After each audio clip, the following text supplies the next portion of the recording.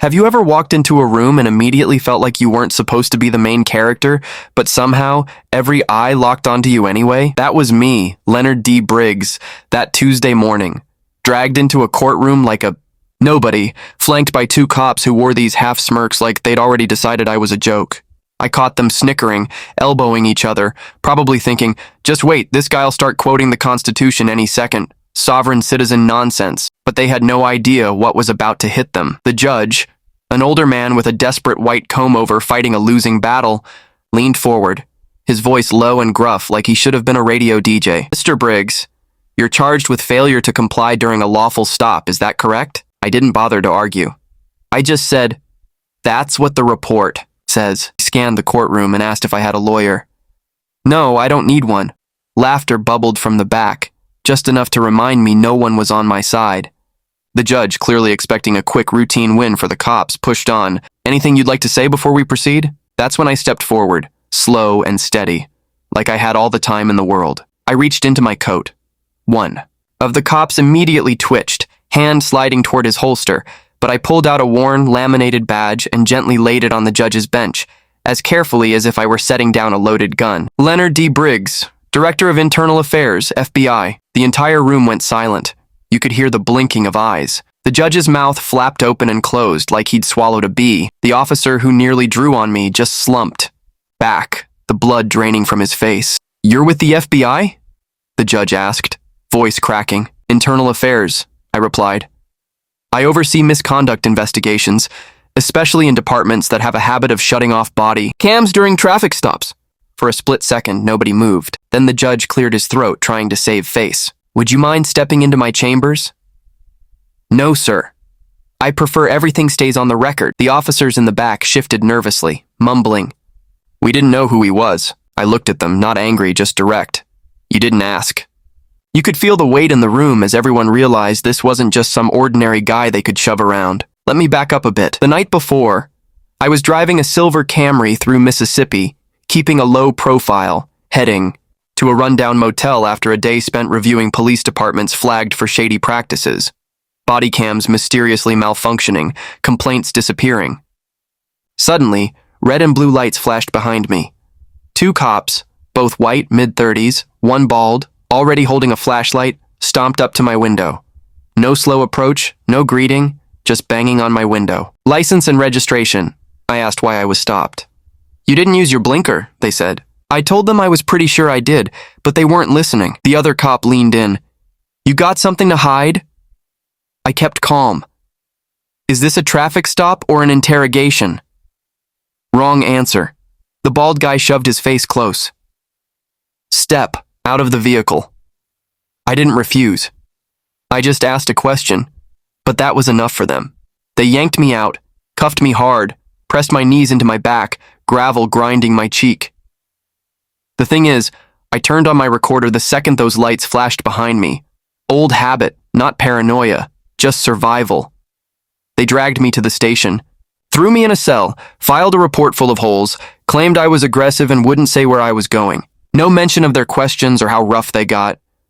When I asked for badge numbers, I got a cold stare and a, don't worry, you'll have plenty of time to ask in court. No phone call, no supervisor, just flickering lights and the echo of boots down the hall like that was supposed to be the end of it. But you know how small towns work. Word spreads faster than the flu, especially when something doesn't smell right. Back in court, after I dropped that badge on the bench, the room went dead silent. The judge asked, "You're claiming to be FBI?" Not claiming I am. Verify it with Director Travis McCall's office in D.C. Clerk Darlene, who's been around longer than most, stood and offered to make the call. While she was gone, you could feel the air getting heavier. The officers whispered among themselves, panic in their eyes. If this is real, we're screwed. 5 minutes later, Darlene returned. Confirmed. FBI, Internal Affairs, Southeastern Division, 27 years. Now everyone avoided eye contact. I told them straight up, I didn't come to cause a scene or file a complaint.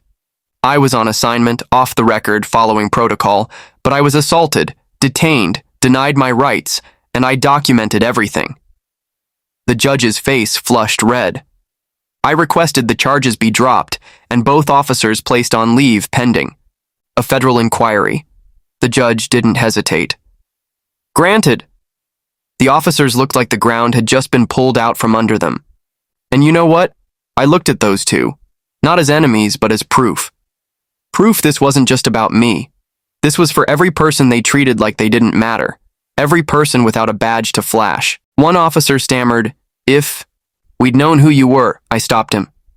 That's the problem. That's when things really start to unravel. Down at the department, Sheriff Ricky Halburn was on the phone, furious. "You're telling me my guys dragged an FBI agent to court?" His deputy, Tamara Wells, just raised an eyebrow, maybe because he wasn't treated like one. Meanwhile, I was at the motel compiling evidence, calling my DOJ contact. "Is this the first complaint?" "Nope. 3 others this year. All dropped." He told me to make it official. Later, Officer Dell, the bald one, tried to play it cool, but he was rattled. He told the sheriff he started talking about federal protocols. "We see fake IDs all the time." Ricky didn't yell. He just said, "When he handed over a real license, you threw it out." Tamara chimed in, "You didn't just screw up. You put us all on the radar. Maybe that's where we belong." While they scrambled, I was pulling bodycam logs. Every time a black or Latino driver was stopped, the camera malfunctioned. Never happened with white drivers. Tamara started digging through old files, uncovering a pattern. Complaints going nowhere, reports never followed up. Their IT guy, Brian, found Dell logged into the system after my arrest and deleted footage. Twice. Brian printed the evidence and handed it to Tamara. She didn't say thanks, just nodded, because sometimes that's all you can do when you realize your own house is dirty. By the next morning, I was back at the department, folder in hand, walking past people like a storm rolling in. Not there to cause trouble, just to confirm what I already knew. I laid out the patterns for the front desk, watching the sheriff's exhausted face. It was clear he hadn't slept in days, but I wasn't there for sympathy. I dropped the proof on his desk. Officer Dell had deleted evidence. Sheriff Ricky Halburn had nothing left to say. Internal affairs were scheduled to be on site by the end of the week. Within days, 2 black SUVs rolled up, and my team from DC arrived, no nonsense and ready to dig deep. Grace Mendoza, sharp and steel-willed. From compliance, and Nathan Cole, quiet but lethal with forensics and a hard drive, joined the investigation. We dove into the records, traffic stop data, personnel files, even reconstructing the deleted video footage. Grace quickly discovered their training manuals were 4 years out of date, a glaring sign of neglect. Nathan managed to recover a crucial minute of audio from the patrol car, the unmistakable thud of a door closing, and my calm voice repeating the words, "Federal protocol." That was all we needed.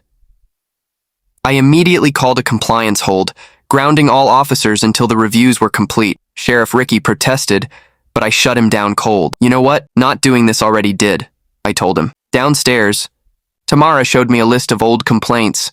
Dell's name appeared on almost every denial. She looked at me and asked, "Do you think any of this will actually change?" I told her, "That depends." "Do you?" Word spread fast. The local news picked up the story, and when that audio clip dropped, the phrase "federal protocol" echoed through every barbershop, church pew, and kitchen table.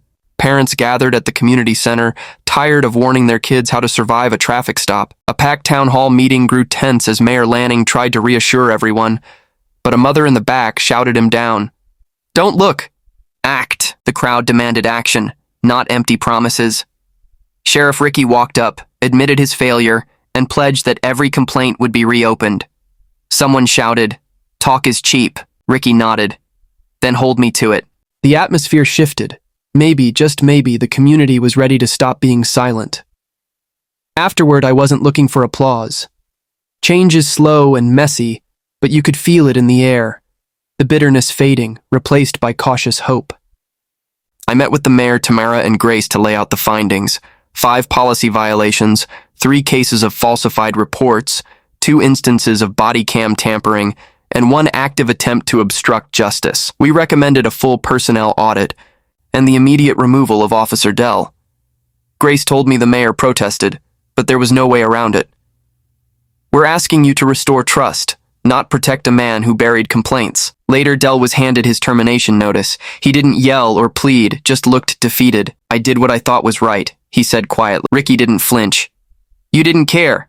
That's what did you in." Dell left through the back door, never to return. Around the department, faces shifted, some relieved, others angry, but the change was underway. That evening, we began drafting new protocols, ready to rebuild what had been broken.